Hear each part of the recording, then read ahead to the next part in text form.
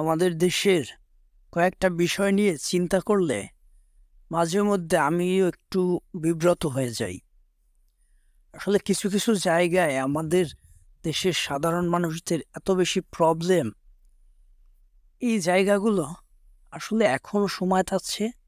এই জায়গাগুলো থেকে আমাদেরকে বেরিয়ে আসতে হবে। এই জায়গাগুলোতে আমাদের প্রচুর পরিমাণে এফোর্ট দিতে হবে। একটা সময় ছিল অনেক আগে, মানুষের নীতিনৈতিকতা অনেক ভালো ছিল, একজন আর একজনকে সম্মান করত, প্রচুর পরিমাণে রেসপেক্ট দিত, কথাও বলতো খুব সুন্দরভাবে, মানুষ মানুষকে মূল্যায়নটাও করতো এইভাবে। কিন্তু যুগ আধুনিক হয়েছে, মানুষ স্মার্ট হচ্ছে, কিন্তু মানুষের বিহেভিয়ারটা দিন দিন নিচের দিকে নামতেছে।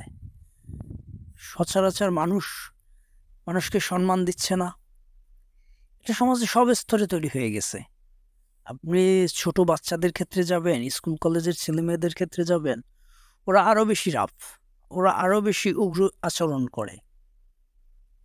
আপনি আরেকটু উপরে উঠবেন, যারা ভার্সিটিতে পড়তেছে বা কলেজে শেষ করতেছে, এই এই আপনার জব লাইফে চলে যাচ্ছে, এদের ক্ষেত্রে সিস্টেমটা একটু ঘুরিয়ে পেঁচিয়ে, কিন্তু এরাও ওই একই গ্রাফটে যাচ্ছে। সচরাচর কম্পিটিশনে চলে যায়, একজন আর একজনকে ধাক্কা দিয়ে সে আগে যাওয়ার চেষ্টা করে।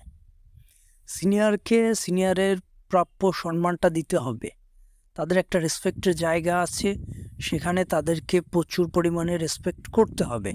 আদারওয়াইজ আপনার জুনিয়র আপনাকে সঠিক সম্মানটা দিবে না।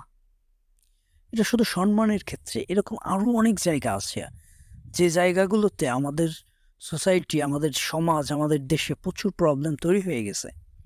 এটা আসলে আমরাই তৈরি করছি, এখন গিয়ে আমাদের গায়ে লাগতেছে। কারণ আমরা যদি এই জায়গাগুলোতে ডেভেলপ না আনি, নেক্সট যে জেনারেশনটা তৈরি হচ্ছে, এই জেনারেশনটা এর থেকে আরও বেশি রাফ আর টাফ বিহেভ করবে। দ্যাটস ওয়াই আপনি অনেক সময় খেয়াল করলে দেখবেন, উঠতি বয়সী ছেলে মেয়ে যারা আছে, ওরা যে ওদের ভিতরে যে আলোচনাগুলো করে, একটু দূর থেকে খেয়াল করলে দেখবেন যে আসলে এটা সেই বাংলাদেশ না যেটা একটা সময় ছিল। দিন দিন এই নীতিনৈতিকতার এতটা অধঃপতন কেন হচ্ছে সমাজে? এইসব স্তরগুলোতে প্রচুর পরিমাণে সমস্যা তৈরি হচ্ছে। এখনকার যে জেনারেশনটা মোবাইল, কম্পিউটার, ল্যাপটপ